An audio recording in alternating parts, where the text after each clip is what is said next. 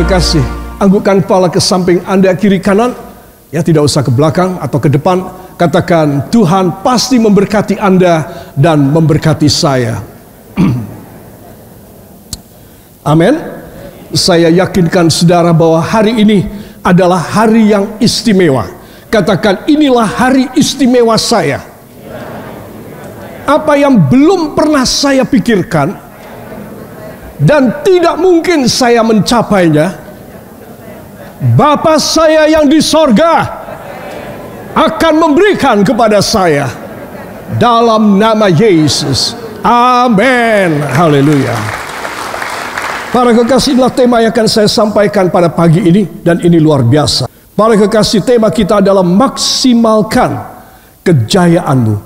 Katakan, saya akan dimaksimalkan kejayaan saya. Dalam hati kecil dan pikiran kita, kita berkata pada diri kita sendiri, jangankan dimaksimalkan, jaya pun aku belum. Aku sedang merangkak, gak peduli. Saudara punya keadaan, saya punya keadaan saat ini. Engkau dalam keadaan yang sangat tidak memungkinkan. Saudara tidak peduli. Semua katakan tidak peduli. Karena saya hanya memegang, yang bawa Alkitab angkat. Karena saya hanya memegang perjanjian Tuhan bagi seumur hidup saya. Dalam nama Yesus, ini akan terjadi. Amin. Beri tepuk tangan yang baik bagi dia. Itu sebab kalau saudara dan saya merasa tidak mampu, untuk itulah Yesus datang ke dalam dunia. Amin apa tidak? Dia datang mencari orang berdosa, dia mencari orang yang sakit, dia mencari orang yang dalam keadaan yang tidak ada harapan dalam hidupnya, bahkan yang sudah mati dibangkitkannya. Untuk itulah Tuhan Yesus turun ke dalam dunia. Jadi kalau saudara mengatakan, saya sudah ada fondasinya, SDM-nya, sumber daya manusiawi saya memang sudah mumpuni, saya baru percaya kepada firman. Yesus berfirman, apa yang kamu belum lihat, kamu harus percaya. Kalau kamu sudah melihat, kamu percaya, wes telat, kata Tuhan. Kepada Thomas, dia berkata, kamu sudah telat.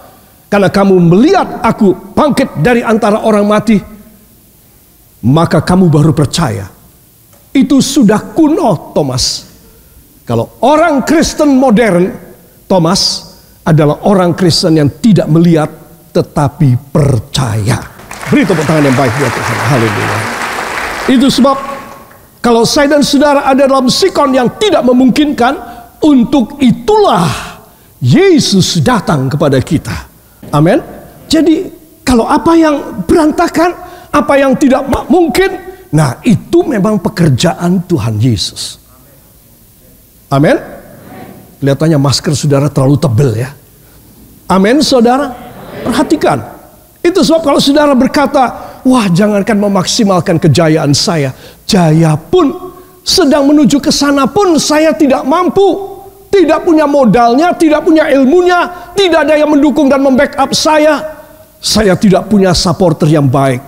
Saya lonely. Saudara, engkau boleh bilang apapun dalam hidupmu saat ini, tetapi engkau harus mendengar perjanjian firman Tuhan. Semua katakan firman Tuhan, ya dan amin. Dia melengkapi saya karena dia berfirman. Dan dia bisa memenuhinya di dalam hidup saya yang mustahil. Amin. Itu sebab semua katakan, saya akan memaksimalkan kejayaan saya dengan cara ilahi. Amin. Inilah yang saya minta saudara percaya. Kalau saudara tidak percaya pada judulnya, maka saudara akan sulit untuk menerima firman ini. Judul harus dipercaya. Katakan, judul firman harus dipercaya. Supaya isi firman terjadi pada saya. Saudara, tidak ada buku ataupun testimoni, apakah tesis, ataupun segala pekerjaan tanpa judul, saudara, tidak laku tanpa judul. Harus pakai judul, saudara. Maksimalkan kejayaanmu. Katakan, itu judul hidup saya. Umur berapapun saya, sebodoh apapun saya, semiskin apapun saya, judul saya hari ini, saya akan memaksimalkan kejayaan saya dengan kuasa Tuhan Yesus. Amin. Daniel pasal yang ke-11 ayat 32 bagian B. Saudara, mari kita akan membacanya bersama. Ada di depan saudara. 1, 2. Tetapi umat yang mengenal Allahnya akan tetap kuat dan akan exploits. Amin. Sekali lagi, 1, 2. Tetapi umat yang mengenal Allahnya akan tetap kuat dan akan exploits. Amin. Beri tepuk tangan bagi dia. Haleluya. Saudara, kenapa? Karena Daniel ini penuh dengan nubuatan dan visi ilahi. Dia bukan nabi. Mungkin kalau dia dipilih oleh Tuhan ditetapkan menjadi nabi, dia nabi yang luar biasa. Saudara. Tetapi Tuhan tidak menetapkan dia menjadi nabi. Ini mengherankan. Saudara, mungkin saudara berpikir, apakah saya bisa dipakai Tuhan? Karena saya bukan gembala, saya bukan pendeta, saya bukan penginjil, saya bukan pendeta muda. Apakah saya bisa dipakai oleh Tuhan? Saudara, Daniel memberikan buktinya. Dia bukan memberikan contoh, dia memberikan bukti. Katakan, buktinya ada. Daniel buktinya. Orang awam bukan nabi, tetapi lebih dari nabi. Saudara, ini Daniel hebat sekali. Ya saudara, itu sebab dia menuliskan tetapi umat yang mengenal Allahnya. Saudara, pertanyaannya, saudara bisa jawab, saya mengenal. Tetapi mengenal yang seperti apa? Mengenal yang bisa membuat saudara bisa exploits. Bukan mengenal supaya saudara bisa mengikuti kebaktian Natal, Paskah, perjamuan kudus, baptisan air, dan datang kebaktian dan berkorban. Bukan mengenal dengan cara demikian. Saudara harus mengenal dia sebagai Allah yang bisa membuat saudara, membuat saya exploits. Kata exploits ini berarti satu eksploitasi, satu penggalian. Baik itu ke bawah maupun ke samping. Itu namanya eksploitasi. Saudara, itu sebab diambil dari kata exploit, ya, exploit dalam Perancis, dalam bahasa Perancis. Dari situlah muncul bahasa Inggris exploits. Saudara, dari situ datang eksplorasi. Jadi apa yang masih belum dilihat oleh mata di bawah tanah, di lapisan kerak bumi, ada yang di lereng gunung, saudara, ada yang di tepi-tepi sungai yang besar, belum dilihat kalau ada tambang emas di sana. Belum dilihat kalau ada tambang batu bara atau minyak di sana. Itu akan dieksplorasi. Itu akan dieksploit. Sudah. Orang akan menggalinya. Setelah digali baru keluar. Atau baru diangkat. Baru diambil logam atau mineral tersebut. Atau minyak tersebut. Saudara yang kekasih. Itu namanya mengenal Tuhan yang mendalam. Katakan mengenal Tuhan yang mendalam sampai menemukan harta benda dari Tuhan. Saudara, itu penting sekali. Dia bukan hanya memberkati saudara dan saya dengan apa yang ada di permukaan tanah, dengan apa yang mudah saudara bisa beli, kalau tidak kuat dicicil. Bukan. Dia ingin supaya saudara menerima yang saudara belum lihat, belum saudara dengar, belum timbul dalam hati saudara. Dia mau saudara exploit. Sehingga apa yang saudara belum lihat dan belum dengar dan belum timbul dalam hati saudara, memang Tuhan sudah menyediakan. Di mana? Di dalam. Gak kelihatan. Bagi siapa? Bagi orang yang mengenal Tuhan dan memiliki kapasitas untuk eksplorasi, mempunyai kapasitas mengasihi Tuhan. Tuhan menyediakan semuanya bagi orang yang mengasihi Dia.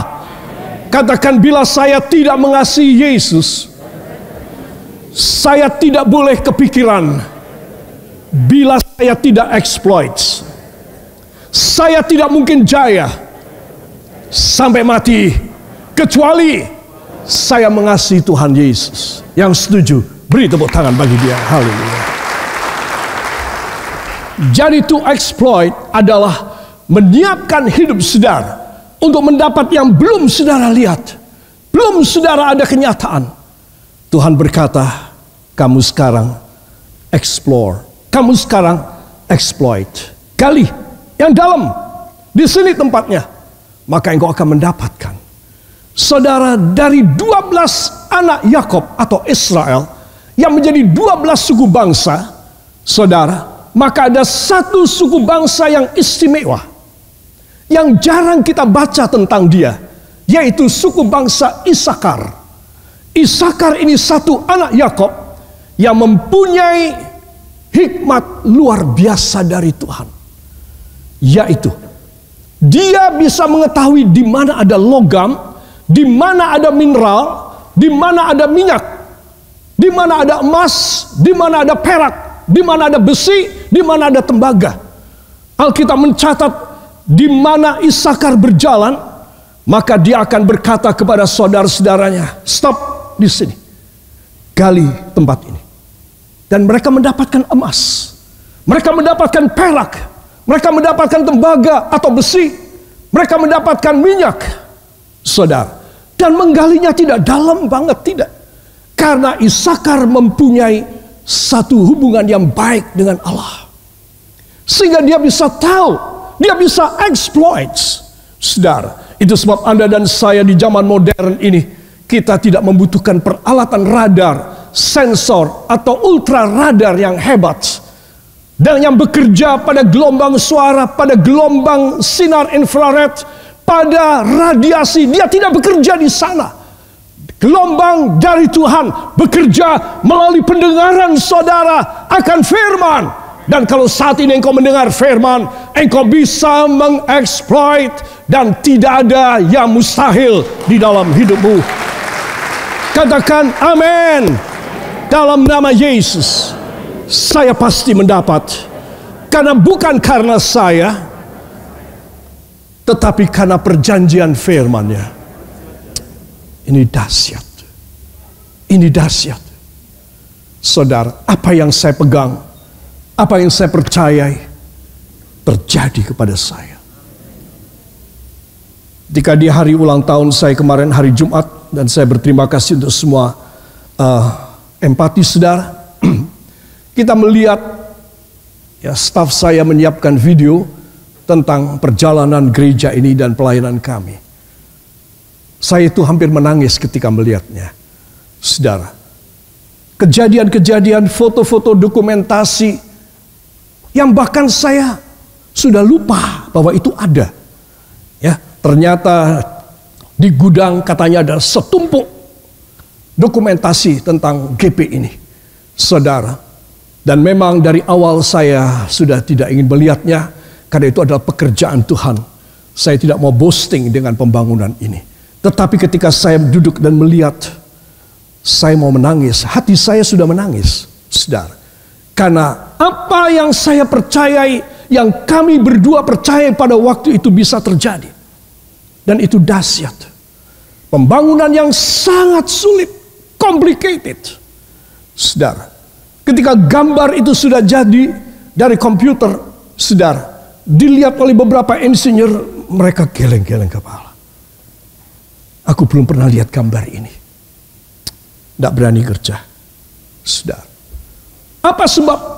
Karena ini rumit sekali dan perhitungannya harus tepat. Saya tidak bisa pakai besi beton yang ada dijual di toko, karena itu di luar standar yang diisyaratkan dari komputer.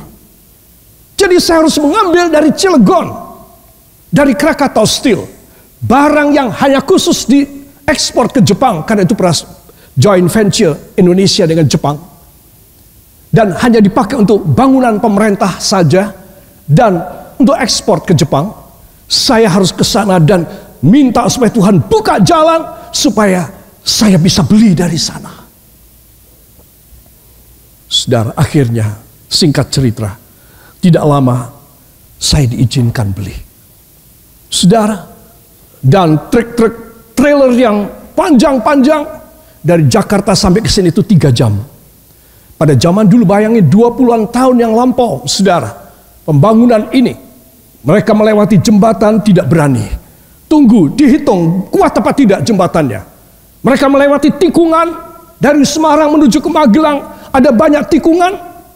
Mereka harus menstop lalu lintas untuk bisa, ini trailer yang panjang, bisa menikung dan berbelok menuju Magelang. Saya yakin mereka pulang juga setengah mati. Saudara, saya beritahu kepada saudara, ini sesuatu hal yang luar biasa sulitnya, tidak masuk akalnya, tidak masuk akalnya, saudara. Tetapi kalau Tuhan yang saya pegang perjanjiannya itu sudah menetapkan, maka tidak ada yang bisa menghambat dan semuanya boleh berjalan dengan baik. Dan saudara duduk di sini dengan nyaman. Amin. Beri kemuliaan yang baik bagi Dia. Haleluya. Hati saya menangis dan teriris karena kembali memori tersebut muncul kembali pada benak saya dan saya nostalgic banget. Saudara, kenapa? Itu adalah hasil daripada orang yang memegang perjanjian Tuhan. Saya tidak pegang perjanjian satu orang pun, karena hampir 90% gombal perjanjian manusia. Yang mau memberikan korban sekian banyak, memberikan material ini itu segala macam. Saya sudah pengalaman. Saya 70 tahun. Saya sudah pengalaman tentang gombalnya orang. Itu sebab saya tidak akan menaruh harap pada janji orang. Saya hanya berharap pada mujizat Allah. Dan saya yakinkan Anda bahwa Dia yang dipercayai oleh Daniel, oleh Daud dan para nabi yang lain adalah Dia yang sama yang Anda dan saya bisa percayai pada saat ini. I must tell you the truth that who is God? If Daniel and David and other prophets and other key persons in the Bible can hold fast all the promises and the commandment of God in their life, in that period of time, you and I, we have to take hold also all the promise of God, because He is the same God yesterday, today, and forever. Kemarin, hari ini, dan selamanya. Itu sebab anak-anak Tuhan, kalau engkau dalam keadaan sakit yang berat, ataupun keadaan hutang yang banyak, ataupun kemustahilan pada keluarga, pada masa tua saudara, atau pada keturunan saudara, hanya engkau dan Tuhan yang tahu. Engkau harus jangan cuma ngomel, jangan cuma deg-degan. Kalau engkau deg-degan terus mati cepat, saya kasih tahu, engkau harus mempunyai satu pedoman yang kuat dalam hidupmu, yang tidak bisa berubah. Kalau Dia sudah berjanji, dan saya ada pada situasi dan kondisi yang tepat untuk terima, katakan sikon yang tepat untuk terima, harus saya miliki, supaya perjanjian Allah bisa saya terima dalam nama Yesus terjadi pada saya. Amin. Saudara yang kekasih, itu sebab saya ingin mengajak semua saudara, keberatan apa sih? Kemustahilan apa sih? Tidak usah percaya sama orang. Engkau hanya percaya sama Tuhan Yesus. Kalau engkau percaya sama Tuhan Yesus, engkau gak akan nangis. Tapi kalau engkau percaya sama orang, engkau akan nangis. Engkau tidak boleh percaya kepada manusia dan janjinya. Percaya saja kepada Tuhan Yesus. Jadi saya kasih tahu, sisa umur hidup saya dan sisa umur hidup saudara harus mendapatkan kejayaan yang maksimal. Katakan, karena umur saya tidak panjang, hanya pendek, seperti uap. Amin. Itu kata firman, hidupmu seperti uap. Ya saudara, mari saya jelaskan pepatah dalam bahasa Latin, vita brevis. Wah, ada pepatah kok cuma 2 kata ini. Ini memang pendek banget. Vita brevis. Vita adalah hidup, brevis adalah singkat. Dan kata bahasa Latin brevis ini mayoritas hanya dikenakan pada uap atau pada asap, saudara. Tetapi untuk sesuatu yang bersifat lama ataupun sesuatu yang bersifat pendek yang lain, maka mereka punya kosakata yang lain. Tapi kalau brevis itu adalah cepat banget hilang. Cepat banget hilang. Itu brevis. Jadi hidup ini adalah cepat sekali habis. Kalau belum habis, masih ada kesempatan. Saya mau tanya, kesempatan untuk apa? Memaksimalkan kejayaan kita. Ya, itu sebab Anda dan saya harus minta Tuhan supaya apa yang kau wahyukan kepada Daniel tempo hari dari zaman purba terjadi pada hamba. Hamba akan exploits. Hamba akan maksimal kejayaan hamba. Siapa percaya? Beri tepuk tangan bagi dia. Saudara, itu sebab saya tuliskan maksimalkan kejayaan. Dan itu harus saya dan saudara alami. Kita melihat orang ini. Ya saudara, ini adalah kira-kira lukisan dari Daniel tempo hari.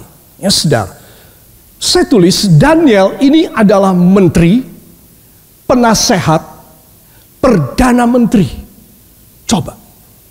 Dia menteri senior, penasehat raja dari 1000 orang gubernur. Belum pernah loh saudara, di dunia ini ada 1000 gubernur, tidak ada di satu negara. Tetapi Daniel yang menguasai 1000 gubernur. Saudara bisa bayangkan. Saudara, ini sesuatu hal yang tidak masuk akal. Istilah dalam bahasa yang lain, kosakata di Alkitab mengatakan bukan gubernur tapi menteri. Di atas 1000 menteri, dia yang mengepalai. Kayak apa orang ini mulianya, pinternya, istimewa, sangat dipercaya oleh raja-raja. Saya tuliskan 4 raja. Ada satu orang ngawulo pada 2 raja, 3 raja, jarang sekali. Tapi dia pada 4 raja.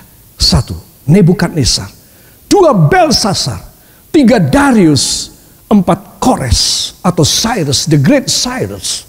Sejarah anak-anak belajar tentang the Great Cyrus. Saudara, lihat. Satu orang sampai tua, dia dipakai oleh Tuhan. Untuk apa? Untuk menjadi penasehat. Dan 4 raja ini semua kafir, saudara. Penyembah berhala semua. Coba, kenapa raja tidak pilih orang yang sama-sama dengan dia, agamanya, kepercayaannya? Kenapa raja memilih dia? Seorang Yahudi, seorang anak Tuhan yang menyembah pada Allah Yehova. Saudara, pasti istimewa orang ini. Karena dia adalah sebenarnya status hukum dia, status kewarganegaraan dia adalah asing. Dan status hukumnya adalah tawanan. Inilah Daniel, dia tawanan. Bisa seorang tawanan dari negara asing, orang asing menjadi perdana menteri, mengatasi 1000 menteri, penasehat raja. Wah, di dunia cuma satu. Cuma dia aja. Saudara, tetapi apa latar belakang? Tuhan mengangkat dia. Wah, ada rahasianya. Nanti kita akan melihat. Karena rahasia dia pertama adalah, katakan, berlutut. Nanti kita akan melihat. dia mempunyai rahasia pertama, berlutut. Kemudian dia mempunyai rahasia kedua, berdiri tegak. Orang yang tidak banyak berlutut, artinya hubungannya selalu baik dengan Tuhan dan Roh Kudus, tidak mungkin orang ini bisa teguh, kekeh, kokoh, tegak. Tidak mungkin. Hanya mereka yang ada hubungan yang baik dengan Roh Kudus. Dalam istilahnya Alkitab, berlutut. Dia ada satu sujud di hadapan Tuhan, saudara. Maka dia bisa berdiri tegak. Semua katakan, dia yang suka berlutut, pasti dia berdiri tegap. Di hadapan Tuhan, di hadapan manusia. Beri tepuk tangan bagi dia. Haleluya. Kalau saya dan saudara tidak intim dengan Roh Kudus, lemes, kita pasti loyo, kita pasti jatuh. Kita akan mudah dalam keadaan yang apa-apa tidak kuat, apa-apa menangis, apa-apa mau bunuh diri. Saudara, apa sebab? Tanpa berlutut. Tapi mereka yang seperti Daniel, intim dengan Roh Kudus, saudara, maka dia akan tegak dalam kejayaan dan kemenangan. Katakan, ini adalah aksioma. Hukum Allah. Saya harus percaya itu terjadi pada saya. Amin. Haleluya. Nanti kita akan melihat dari Daniel pasal yang ke-10 ayat 2 sampai 5, 8 sampai 10 dan 18 19. Para kekasih, itu sebab maksimalkan hidup pada salib Yesus. Pada zaman dulu Daniel tidak ada bayang-bayang salib itu, sama sekali simbol ini tidak muncul. Perjanjian lama sama sekali tidak ada simbol salib. Karena Yesus belum diturunkan ke dunia. Ya saudara, itu sebab di zaman ini saya perlu menegaskan bagaimana kita memaksimalkan hidup kita. Yaitu kita memaksimalkan hidup kita pada salib Yesus. Ya, engkau bisa memaksimalkan hidupmu pada salib Yesus. Itu jalan engkau maksimal kejayaannya. Kata maksimal kejayaan ini penting, saudara, karena banyak orang mengklaim dirinya sudah jaya, atau orang atau marketplace, pasar ataupun dunia perusahaan atau dunia industri mengatakan dia jaya. Saudara, jaya yang nanti kita lihat beda loh, saudara. Mereka jaya karena mereka menumbangkan orang lain. Jejak darah ada pada mereka, jejak kriminal ada pada mereka, jejak korupsi ada pada mereka, jejak suap ada pada mereka, jejak nyeleweng ada pada mereka. Apakah ini namanya jaya? Jaya. Orang dunia bilang itu jaya. Oke, never mind. It's okay, no problem. Para kekasih, itu sebab saya dan Anda kita harus berjaya sesuai dengan firman Tuhan. Katakan, maksimal jaya saya adalah maksimal saya dengan Tuhan Yesus. Adalah maksimal saya dengan salib Yesus. Maka kejayaan saya maksimal dalam nama Yesus. Amin. Saudara, itu sebab kita meninggalkan paradigma jaya di orang dunia ya. Tidak usah kepikiran mereka. Wah, banyak orang ingin sekali. Aku kapan bisa kaya seperti si A atau si B atau si X. Ya, luar biasa kayanya, luar biasa. Saudara, engkau lama-lama bisa GILA loh. Ya, kalau mikir orang, tidak usah mikir orang kenapa sih? Memang kau tidak bisa hidup. Engkau hanya hidup karena engkau ada Tuhan Yesus. Bukan karena engkau kepikiran orang, malah engkau setengah mati. Jungkir balik, babak bundas, dan semua kata-kata semacam itu, dan genrenya itu. Para kekasih, engkau dan saya hanya bisa memaksimalkan hidup justru pada saat kita ini merosot pada aspek aspek hidup. Apakah aspek hidup? Satu, usia. Usia terlalu muda, gimana mau jaya? Ya, orang muda itu kalau jaya bahaya banget, tak kasih tahu. Saya sudah pengalaman. Itu sebab orang kalau mau jaya di dunia itu harus berumur. Paling tidak dia setengah umur 50 tahun. Baru dia lebih bijak, lebih wise. She or he can discern which one is the right and the left. Tetapi kalau seorang dia tidak cukup umur, masih muda, jaya mesti hancur. Kenapa saya bilang mesti? Karena Alkitab bilang. Tapi kalau orang semakin tua, dia akan semakin kokoh dan kuat. Bila, katakan bila, tidak memakai kejayaan dunia, tetapi kejayaan Tuhan. Dalam nama Yesus. Amin.